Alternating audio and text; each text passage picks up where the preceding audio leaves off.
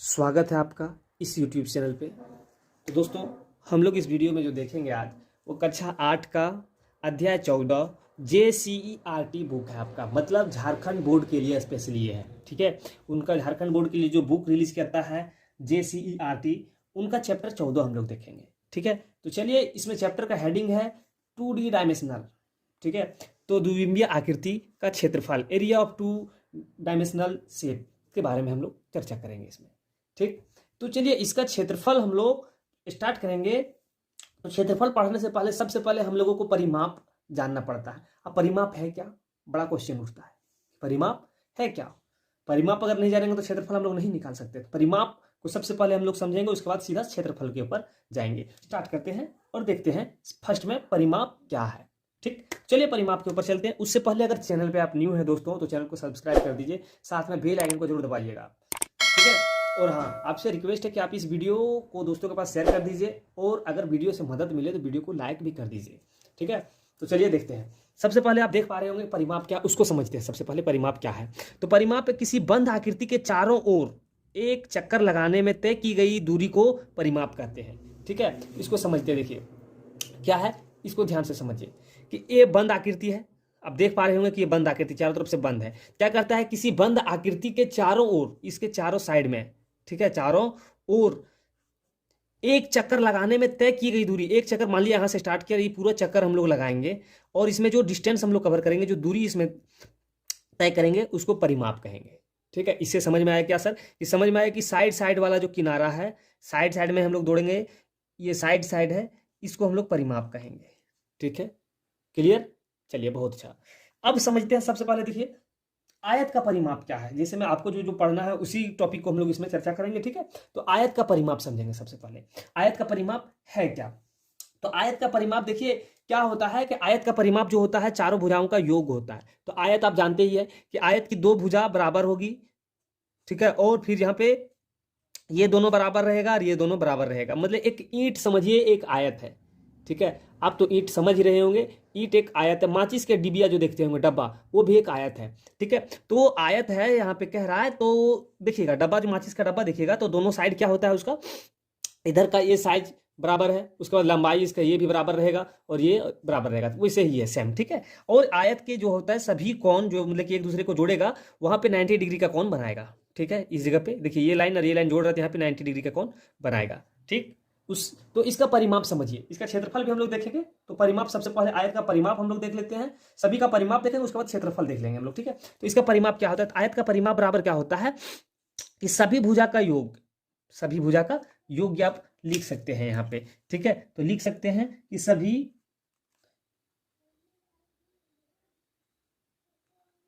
भुजाओं का योग। तो सभी भुजा का योग क्या है, तो देखिए इधर एक भुजा आपका एल है, एल, एक भुजा बी है, बी, फिर एक भुजा एल है, एल, फिर एक भुजा बी है, बी।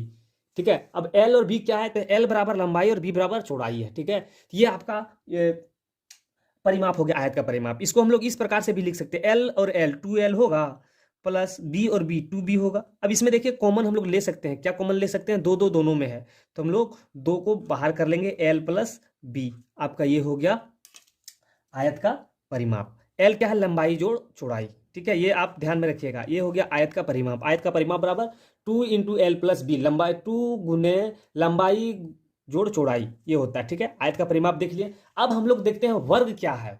ठीक है, तो वर्ग का परिमाप, तो वर्ग देखिए आपको पता ही होगा कि वर्ग की सभी भुजा बराबर होती है, वर्ग की सभी भुजा बराबर होती है।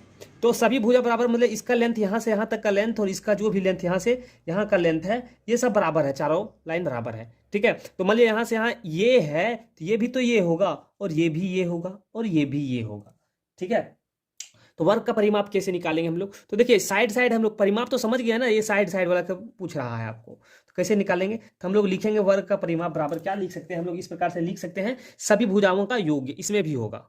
ठीक है, अब सभी भुजा का योग कर दीजिए, सभी भुजा का योग, सभी भुजा का योग मतलब ये प्लस एक भुजा ये हो गया, इसमें भी ये है, इसमें भी ये है, और इसमें भी ये है, ये प्लस कर देंगे हम लोग। ठीक है ना, तो क्या हो जाएगा, एक ये, दो ये, तीन ये, चार ये, तो हम लोग चार ये लिख सकते हैं। ठीक है, और ये क्या है, तो आपका ये बराबर जो होगा वो भुजा होगा। ठीक है, ये बराबर क्या है, भुजा है। तो हम लोग इस प्रकार से भी लिख सकते हैं 4 गुने भुजा। ठीक है, तो वर्ग का परिमाप बराबर 4 गुने भुजा होगा। ठीक है, क्लियर। चलिए बहुत अच्छा, चलिए हम लोग आगे भी देखते हैं। आगे हम लोग देखेंगे समबाहु त्रिभुज का परिमाप। ठीक है, तो समबाहु त्रिभुज समझिए। सबसे पहले समबाहु त्रिभुज का परिमाप इसका हम लोग देखते हैं। तो समबाहु मतलब सम बराबर बाहु सबकी भुजा बराबर होगा। ठीक है, उसको समबाहु कहेंगे हम लोग। ठीक, अब इसका परिमाप क्या होगा, तो परिमाप में आप देखिए साइड साइड का ही बार बार रिपीट कर रहे हैं परिमाप। ठीक है, ये साइड साइड के बारे में पूछा जा रहा है। ठीक है, तो देखिए दोस्तों, सबसे पहले आप इसको समझिएगा कि कैसे निकाल सकते हैं हम लोग इसको। तो क्या होगा कि सभी भुजा को हम लोग क्या करेंगे, जोड़ देंगे। सभी भुजा को जोड़ देंगे, परिमाप निकल जाएगा ना। यहाँ से यहाँ तक का लेंथ, यहाँ से यहाँ तक की दूरी, यहाँ से यहाँ तक की दूरी, यहाँ से यहाँ तक की दूरी, सभी को जोड़ देंगे तो आ जाएगा। तो हम लोग यहाँ पे लिख सकते हैं कि सभी भुजा का योग, या फिर हम लोग लिख दीजिए डायरेक्ट, लिखिए सभी भुजा का योग बराबर क्या होगा, 3 ये है, ये प्लस ये है ना, तो 3 ये लिख सकते हैं। और ये क्या है दोस्तों, तो ये है आपका भुजा है। ठीक है, क्या है, भुजा है। ठीक, तो ये आपका निकल गया। ठीक है, ये आपका समबाहु त्रिभुज की परिमाप निकल गया। एक और तरीके से आप निकाल सकते हैं, अगर ये नहीं चाहते हैं तो क्या है, समबाहु त्रिभुज का परिमाप बराबर आप ये भी लिख सकते हैं। ठीक है, क्या लिख सकते हैं कि n गुने भुजा। अब n क्या है दोस्तों, तो n है कि जो आपका लाइनिंग रहेगा ना भुजा। ठीक है, n भुजाओं की संख्या, ब्रैकेट में आप लिख सकते हैं भुजाओं की संख्या। ठीक है, n गुने भुजा। ठीक है, ये भी परिमाप होगा, n होगा वो भुजाओं की संख्या है ना। तो चलिए बहुत अच्छा, क्लियर। आगे हम लोग देख लेते हैं विषम बाहु त्रिभुज का परिमाप। विषम बाहु मतलब कि जिसका भुजा बराबर नहीं होता, सब भुजा अलग अलग होगा। ठीक है, विषम बाहु त्रिभुज का परिमाप क्या होगा, तो दोस्तों समझिए सबसे पहले विषम बाहु त्रिभुज का परिमाप क्या होता है। ठीक है, तो क्या होगा विषम बाहु त्रिभुज का, इसका भी होगा कि सभी भुजा को तीनों भुजा का योग होगा। ठीक है, विषम बाहु त्रिभुज का परिमाप बराबर तीनों भुजा का योग, तीनों भुजाओं का योग। परिमाप निकालना है, मतलब ये लेंथ और ये लेंथ और ये लेंथ तीनों को जोड़ देंगे हम लोग। तो इसको हम लोग क्या किए हैं कि ये बी, ये प्लस बी प्लस सी, ये हो गया आपका। ठीक है, विषमबाहु त्रिभुज का परिमाप, ये आपका हो गया समबाहु त्रिभुज का परिमाप, है ना। और उधर भी हम लोग देख लिए हैं। ठीक है दोस्तों, तो चलिए अब दोस्तों सबसे पहले समझते हैं, ये हम लोग परिमाप देख लिए। ठीक है, अब हम लोग देखेंगे क्षेत्रफल। ठीक है, तो क्षेत्रफल क्या है, तो क्षेत्रफल को चलिए हम लोग यहाँ पे देखते हैं। देखिए क्षेत्रफल का डेफिनेशन हम लोग इस प्रकार से भी दे सकते हैं कि किसी बंद आकृति द्वारा किसी तल में घेरे गए स्थान के परिमाप को क्षेत्रफल कहते हैं। ठीक है, किसी बंद आकृति द्वारा किसी तल में घेरे गए स्थान के परिमाप को क्षेत्रफल कहते हैं। ठीक है, तो मतलब कि क्या है कि सबसे पहले समझिए, ये आपका मान लीजिए कि एक आकृति हम लोग बना लिए। ठीक है, ये आकृति है। अब देखिए ये स्थान घेर रहा है ना। ये तो परिमाप हो गया, साइड साइड लाइनिंग तो परिमाप है, लेकिन इधर भी कुछ एक घेर रहा है, इसी को हम लोग कहेंगे क्षेत्रफल। साफ है, क्लियर। अब चलिए जैसे मैं समझते हैं आयत का क्षेत्रफल क्या होता है। तो आयत का क्षेत्रफल क्या होगा, तो आयत, ये आयत है आपका। ठीक है, ये जो चित्र हम बनाए हैं ये आयत है, इसका क्षेत्रफल क्या होगा, इसको हम लोग जानते हैं कि लंबाई कहते हैं, इसको हम लोग चौड़ाई कहते हैं। तो आयत का क्षेत्रफल होता है लंबाई गुने चौड़ाई। ठीक है, आयत का क्षेत्रफल क्या होता है, लंबाई गुने चौड़ाई। ठीक है, इसको याद रख लीजिएगा दिमाग में बैठा के, आयत का क्षेत्रफल बराबर लंबाई गुने चौड़ाई। ठीक है, अब आयत हम लोग देख लिए, अब वर्ग के बारे में हम लोग देख लेते हैं। तो दोस्तों वर्ग जो है वो आयत का ही एक रूप है। ठीक है, बशर्ते इसमें थोड़ा सा ये कंडीशन है कि इसकी जो वर्ग बनेगा, देखिए ये वर्ग है आपका, सबकी सभी भुजा बराबर है, तो कंडीशन ये है कि इसका सब भुजा बराबर होगा, जबकि आयत में सब भुजा बराबर नहीं होता है। ठीक है, और यहाँ पे वर्ग में सभी भुजा बराबर होगी। ठीक है, यही है वर्ग का क्षेत्रफल। तो वर्ग का क्षेत्रफल क्या होता है, वर्ग का जो क्षेत्रफल होगा आपका हो जाएगा भुजा गुने भुजा, या फिर आप लंबाई गुने चौड़ाई लिख सकते हैं। तो लंबाई मान लीजिए कि लंबाई ये एल है, तो इसका चौड़ाई भी तो एल ही होगा, है ना। तो इसको हम लोग इस प्रकार से भी लिख सकते हैं कि वर्ग का क्षेत्रफल बराबर भुजा गुने भुजा। क्लियर दोस्तों, इसका क्षेत्रफल भुजा गुने भुजा, यहां तक तो क्लियर है। ठीक है, अब भुजा गुने भुजा मतलब कि भुजा मान लीजिए ये एल माने हैं या कोई ये मान लेता है। ठीक है, तो क्या होगा कि ये गुने ये अब ये गुना ये क्या हो जाएगा, ये स्क्वायर, है ना। तो यहाँ पे क्या हम लोग इस प्रकार से लिख सकते हैं, वर्ग का क्षेत्रफल बराबर भुजा स्क्वायर या ए स्क्वायर, जो आप लिखना चाहेंगे। ठीक है, तो आपका ये निकल गया वर्ग का क्षेत्रफल। ये सभी पॉइंट को आप याद रखिएगा। ठीक है, चलिए समांतर चतुर्भुज का क्षेत्रफल क्या होता है। समांतर चतुर्भुज, तो देखिए सबसे पहले आप समझिएगा, ये आपका समांतर चतुर्भुज है, ये जो बना हुआ है ये आपका समांतर चतुर्भुज है। अब इसका क्षेत्रफल हम लोग निकालेंगे, तो कैसे निकालेंगे, तो इसका फॉर्मूला होता है दोस्तों, क्या होता है कि इसका फॉर्मूला हो जाएगा आपका लंबाई गुने चौड़ाई या फिर आधार गुने ऊंचाई। ठीक है, एल गुने बी आप कह सकते हैं। ठीक है, जैसे में समझिए इसको, क्या है कि ये समांतर चतुर्भुज है। अब देखिए ये साइड बढ़ गया है और इधर वाला बढ़ गया, तो ये देखिए आपको आयत जैसा ही दिखेगा। आयत जैसा अगर नहीं दिख रहा है तो इसमें हम लोग रचना कर लेते हैं। देखिए यहां से सीधा हम लोग एक लंब डालें। ठीक है, लंब डालें, इस यहाँ पे पड़ रहा है और इस कोने से हम लोग सीधा लंब डालेंगे तो यहाँ पे आ जाएगा। ठीक है, तो अब देखिए अब सीधा हो गया, ये वाला जो भाग था इधर आ गया और ये वाला भाग इधर घुसा दिया। अब देखिए बराबर हो गया, है ना। अब बराबर हो गया तो एक आयत जैसा बन गया, और आयत का क्षेत्रफल आपको पता है कि क्या है, लंबाई गुने चौड़ाई। ठीक है, तो समांतर चतुर्भुज भी एक आयत है, वर्ग भी एक आयत है, और आयत तो आयत है ही। ठीक है, आप कह सकते हैं कि वर्ग एक आयत का रूप है, समांतर चतुर्भुज एक आयत का रूप है, और आयत तो समझ ही गए हैं आप, है ना। तो समांतर चतुर्भुज का क्षेत्रफल क्या हो जाएगा, तो इसका क्षेत्रफल बराबर हो जाएगा आपका आधार गुने ऊंचाई। ये मान लीजिए कि ये आपका आधार है, ये आपका ऊंचाई है। ठीक है, या फिर लंबाई गुने चौड़ाई, जो आप कह सकते हैं। तो इसका क्या हो जाता है, आधार गुने समांतर चतुर्भुज की, समांतर चतुर्भुज का क्षेत्रफल बराबर आधार गुने ऊंचाई, और आधार को हम लोग बी से डिनोट करते हैं और ऊंचाई को हम लोग एच से डिनोट करते हैं। ठीक है, ये आपका निकल गया एक। ठीक, चलिए हम लोग आगे देखते हैं। ये हम लोग समांतर चतुर्भुज का क्षेत्रफल देख लिए। अब हम लोग डिस्कस करेंगे त्रिभुज का क्षेत्रफल। ठीक है, तो चलिए सबसे पहले हम लोग त्रिभुज के ऊपर चलते हैं। देखिए त्रिभुज का क्षेत्रफल जो है, देखिए यहाँ पे क्या होता है, त्रिभुज का क्षेत्रफल बराबर, त्रिभुज का क्षेत्रफल बराबर होता है 1/2 गुने आधार गुने ऊंचाई। इस बात को आप याद रखिएगा। ठीक है, ठीक है, त्रिभुज का क्षेत्रफल क्या होता है कि 1/2 गुने आधार गुने ऊंचाई। मतलब साफ समझ में आ रहा है सर कि समांतर चतुर्भुज का आधा त्रिभुज का क्षेत्रफल। समझ में आ गया ना। देखिए समांतर चतुर्भुज का आधार गुना ऊंचाई था, अब ओकर आधा क्या हो जाएगा कि 1/2, उसका आधा क्या हो जाएगा 1/2, आधा हो गया। तो समझ में आ गया कि समांतर चतुर्भुज का आधा ही त्रिभुज का क्षेत्रफल है। ठीक है, चलिए दोस्तों अब हम लोग आगे देखेंगे वृत्त की परिधि। उससे पहले अगर आप चैनल पे न्यू हैं तो चैनल को सब्सक्राइब कर लीजिए, साथ में बेल आइकन को जरूर दबाइएगा ताकि आने वाली वीडियो का नोटिफिकेशन आपको मिल सके। ठीक है, तो वृत्त की परिधि देखिए, वृत्त की परिधि, तो वृत्त के चारों ओर किनारों की लंबाई को वृत्त की परिधि कहते हैं। ठीक है, जिस तरह से परिमाप और परिधि सेम है। ठीक है, परिमाप और परिधि सेम है। तो परिमाप में क्या था कि चारों साइड हम लोग जो भी आकृति था इसको चारे मतलब कि सभी साइड के हम लोग डिस्टेंस को जोड़ देते थे, है ना। परिधि में भी सेम है, उसके साइड वाले को जो साइड साइड होगा, किनारा किनारा आपका, वृत्त के चारों ओर किनारे की लंबाई को वृत्त की परिधि कहते हैं। ठीक है, तो वृत्त आपको पता है ये कि गोला ये वृत्त है ना। अब देखिए हम यहाँ पे पहले छाप रखे हैं वृत्त, इसमें से देखिए आप यहाँ पे ये लाइन जो है सीधा हम लोग यहाँ से यहाँ तक गुजार दिए हैं। ठीक है, यहाँ से यहाँ तक ले आए हैं। ये लाइन जो है आपका क्या होगा, इस छोर से इस छोर तक हम लोग मिलाएंगे तो इसको हम लोग कहेंगे व्यास। क्या कहेंगे, व्यास। ठीक है, क्या कहेंगे, वृत्त का व्यास। ठीक, इसको हम लोग केंद्र कहते हैं, जिसे वो से डिनोट करते हैं। ये आपका हो गया त्रिज्या, मतलब कि जो होता है ये केंद्र है, वहां से एक लाइन कहीं भी खींच दीजिए, मान लीजिए यहाँ पे खींच दिए, ये त्रिज्या हो गया, ये यहाँ खींच लिया त्रिज्या हो गया, ये यहाँ से खींच लिया त्रिज्या हो गया। मतलब कि सर इस प्रकार से हम लोग त्रिज्यखंड बहुत सारे बना सकते हैं। देखिए ये त्रिज्यखंड बन गया, है ना।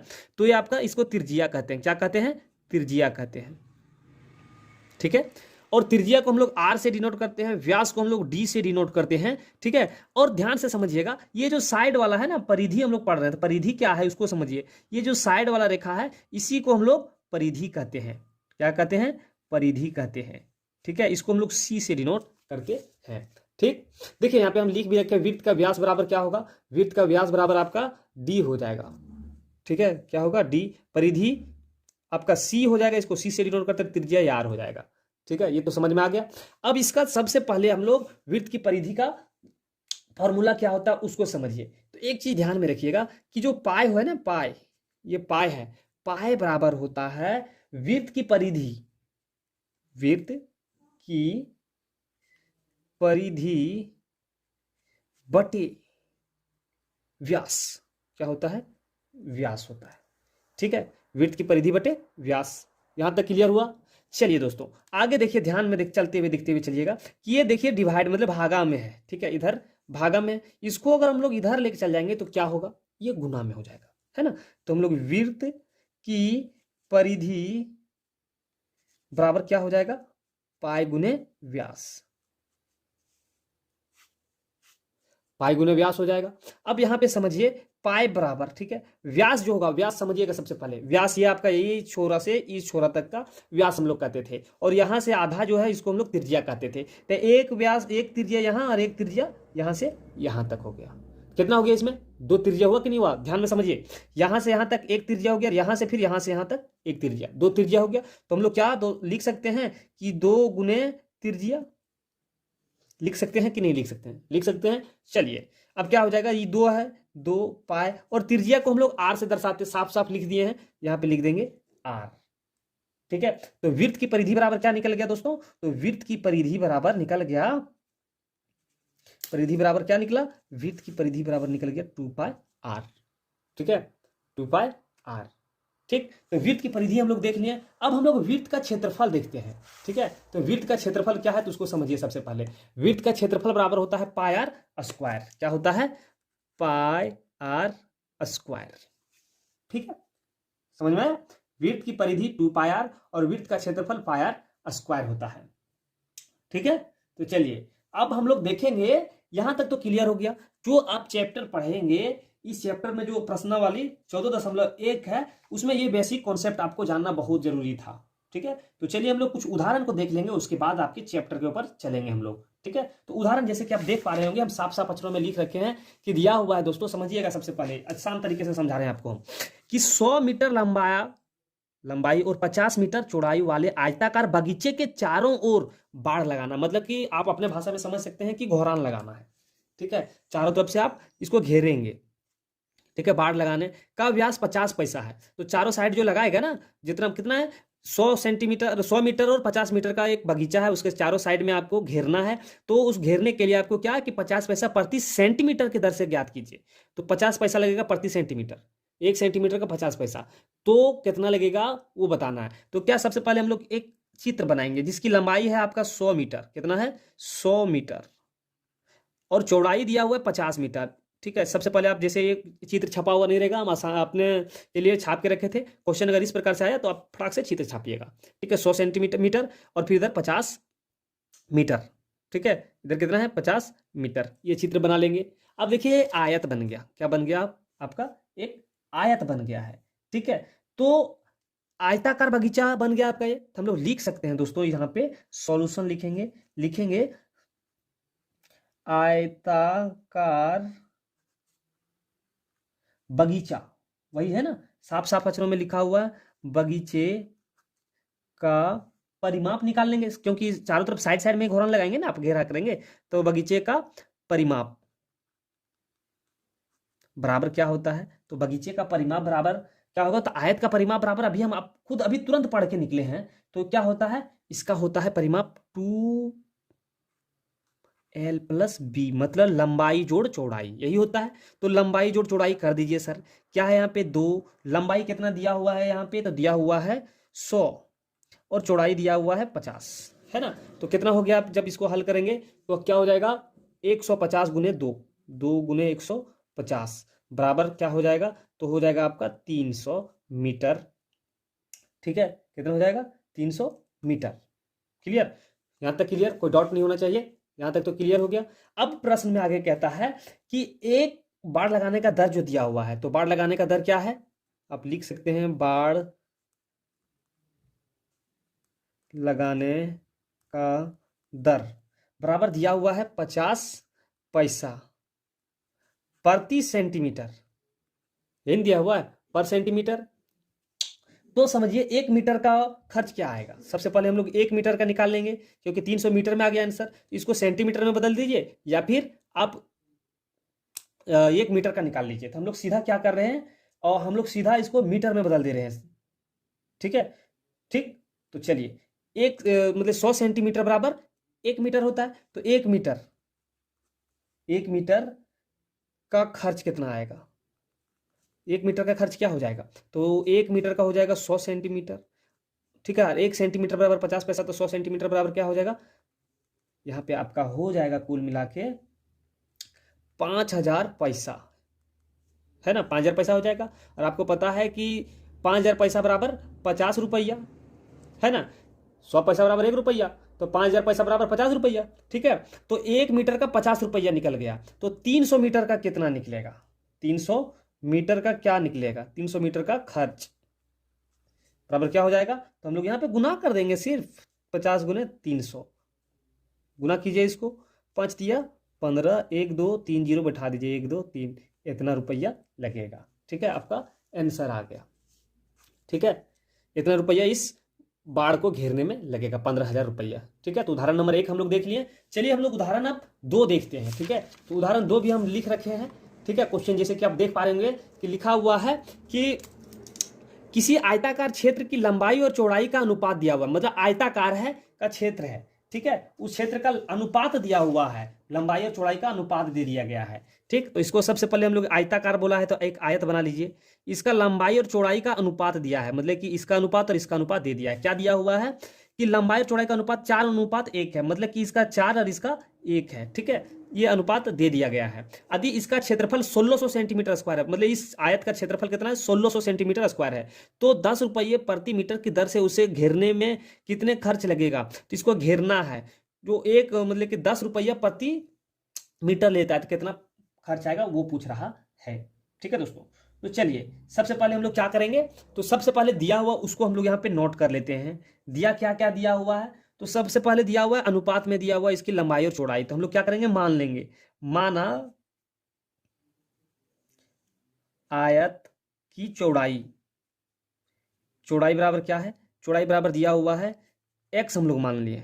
ठीक है, तो 1x हो जाएगा, तो यहाँ पे हम लोग x सिर्फ लिख लेंगे। ठीक है, इसी तरह से हम लोग लिखेंगे आयत की लंबाई, आयत की लंबाई हम लोग लिख सकते हैं, तो लंबाई लिख लीजिए, आयत की लंबाई बराबर कितना, 4 है, तो 4x हम लोग लिख देंगे अनुपात में। ठीक है, अब प्रश्न क्या कहता है समझिए। सबसे पहले प्रश्न कह रहा है, प्रश्न कहता है कि क्षेत्रफल जो इसका है, क्षेत्रफल दिया हुआ है कितना, 1600 सेंटीमीटर इसका क्षेत्रफल दिया हुआ है ना, तो आयत का क्षेत्रफल बराबर क्या होता है, तो आयत का क्षेत्रफल लिख सकते हैं हम लोग, आयत का क्षेत्रफल बराबर दिया हुआ है 1600 सेंटीमीटर स्क्वायर, ये दिया हुआ है, तो इसका क्या होता है, लंबाई गुने चौड़ाई, ये होता है ना, बराबर 1600 मीटर स्क्वायर। तो लंबाई और चौड़ाई दिया हुआ है कितना, इसका अनुपात दिया हुआ है, तो 4x गुने x, यही दिया हुआ है, बराबर 1600 मीटर स्क्वायर। अब यहाँ पे 4 के x गुने 4x करेंगे तो 4x स्क्वायर हो जाएगा, बराबर 1600 मीटर स्क्वायर होगा। ठीक है, ये देखिए क्या है कि इधर 4 गुना में उधर जाएगा तो भाग में हो जाएगा, तो x स्क्वायर बराबर क्या हो जाएगा, 1600 बटे 4 मीटर स्क्वायर, ये 4 चौके 16, तो x बराबर कितना आ गया, 400 हो गया आपका। अब देखिए यहाँ पे स्क्वायर, इस स्क्वायर को हटा देंगे तो इसके ऊपर रूट चढ़ जाएगा। ठीक है, और जब 400 का वर्गमूल हम लोग निकालेंगे, नहीं दिख रहा होगा आपको ना, जब 400 का वर्गमूल हम लोग निकालेंगे तो कितना आ जाएगा आपका, 20 मीटर आ जाएगा। ठीक है, कितना आ जाएगा, 20 मीटर। तो x बराबर क्या निकल गया दोस्तों, x बराबर आपका 20 मीटर हो गया। ठीक है, तो प्रश्न में हम लोग क्या किए, ध्यान से देखिए कि हम लोग माना आयत की चौड़ाई, तो आयत की चौड़ाई क्या हो गया, तो यहाँ पे आप लोग लिख सकते हैं आयत की चौड़ाई, आयत की चौड़ाई दिया हुआ है, हम लोग x माने हैं और x बराबर 20 मीटर आ गया। ठीक, इसी तरह से लंबाई भी हम लोग माने हैं, कितना है, 4x, तो हम लोग 4 गुने 20 कर देंगे, 20 चौके 80 मीटर निकल गया। ठीक है, ये निकल गया आपका यहाँ तक क्लियर। अब हम लोग बाड़ लगाना है तो चारों तरफ से घेरेंगे ना, इसमें है तो क्या हो जाएगा, ध्यान से समझिए, इसका आयत का परिमाप आ जाएगा, आयत का परिमाप, तो आयत का परिमाप बराबर क्या होता है, 2 गुने L प्लस B, तो 2 गुने L कितना दिया हुआ है, 80 दिया हुआ है, B कितना दिया हुआ है, 20 दिया हुआ है। जब इसको हम लोग हल करेंगे तो 100 गुने 2 हो जाएगा, तो 2 गुने 100, और जब इसको हम लोग हल करेंगे तो हो जाएगा 200 मीटर। ठीक है, कितना निकल गया आपका, 200 मीटर। ठीक है। तो ये टोटल का निकल गया आपका, इस जो खेत है या फिर जो भी आयताकार क्षेत्रफल की लंबाई है उसका 200 मीटर इसका परिमाप निकल गया। तो यहाँ पे देखिए साफ साफ साफ में समझिएगा। सबसे पहले क्या क्वेश्चन कहता है, क्वेश्चन कहता है कि 1 मीटर जो है, 1 मीटर 1 मीटर घेरा करने का दर जो है क्या दिया हुआ है, 10 रुपया लेता है। तो 300 मीटर का क्या लेगा, तो 300 मीटर का क्या हो जाएगा, 300 मीटर का हो जाएगा 300 गुने 10, मतलब 3000 रुपया लगेगा आपको घेरा करने में। ठीक है। ओ माफ कीजिएगा, थोड़ा सा मिस्टेक हम किए, यहाँ पे 300 नहीं, यहाँ पे 200 है ना, हम गलत कर दिए, यहाँ पे 200 होगा। और जब यहाँ पे 200 होगा तो यहाँ पे 2000 हो जाएगा। ठीक है। तो 2000 रुपया आपको लगेगा, ठीक है, इसको घेरा कराने में। ठीक, क्लियर। अब चलिए हम लोग देख लेते हैं उदाहरण नंबर 3। ठीक है। तो उदाहरण उदाहरण नंबर 3 में क्या है, तो देखिए दोस्तों उदाहरण नंबर 3 को हम साफ आपके पास हम ले आते हैं। तो देखिए जैसे कि आप देख पा रहे होंगे उदाहरण में दिया हुआ है, क्या दिया हुआ उदाहरण में, कहता है यहाँ पे कि एक टाइल्स की माप दिया हुआ है। ठीक है, टाइल्स का माप दिया हुआ है, यहाँ पे देखिए दिया हुआ है कि 8 सेंटीमीटर और 5 सेंटीमीटर है। ठीक है।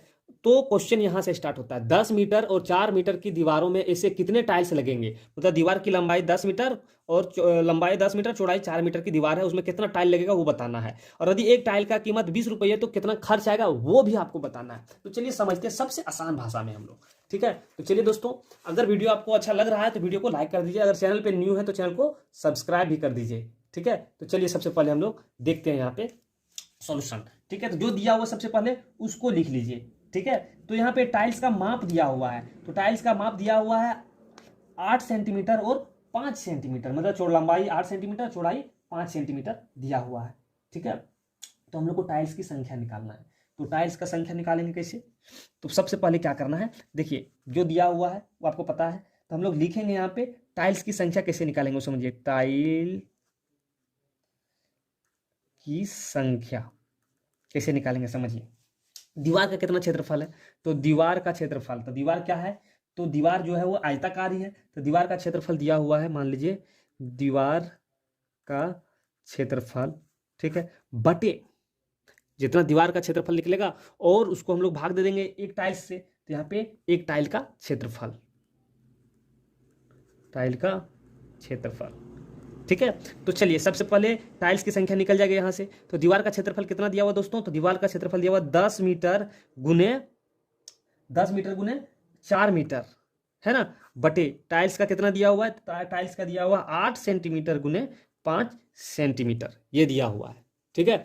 अब चलिए इसको हल करते हैं। तो जब इसको हम लोग हल करेंगे तो देखिए ये मीटर में दिया हुआ, नीचे सेंटीमीटर है, या तो इसको मीटर में बदलिए या इसको सेंटीमीटर में बदलिए। तो सेंटीमीटर में बदलना आसान होगा, मीटर में बदलना थोड़ा सा आपके लिए हार्ड हो जाएगा। तो चलिए हम लोग सेंटीमीटर में ही बदल लेते हैं। तो क्या होगा कि 10 गुने 100 से हम लोग गुना कर देंगे, है ना, सेंटीमीटर हो जाएगा, गुने यहां भी हो जाएगा आपका 4 गुने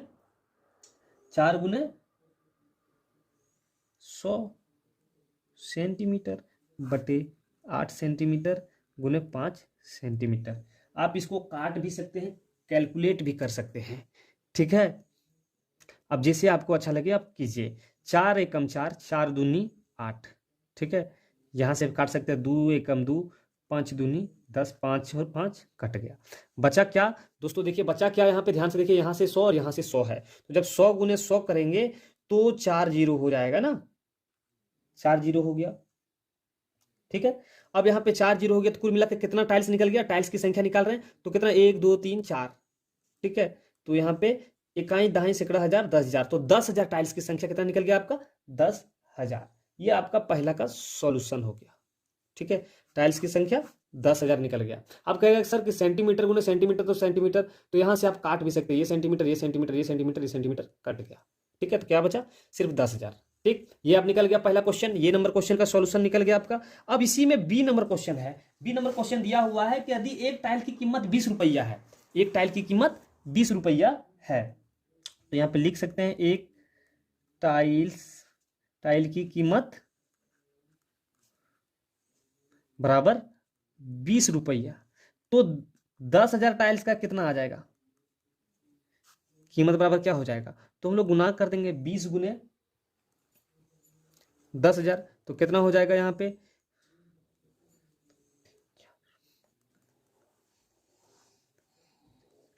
20 लाख रुपया हो जाएगा। ठीक है, इकाई दहाई सैकड़ा हजार 10,000 लाख 2 लाख रुपया होगा, 20 लाख में 2 लाख रुपया लग जाएगा। ठीक है, तो समझ में आ गया होगा, उम्मीद है।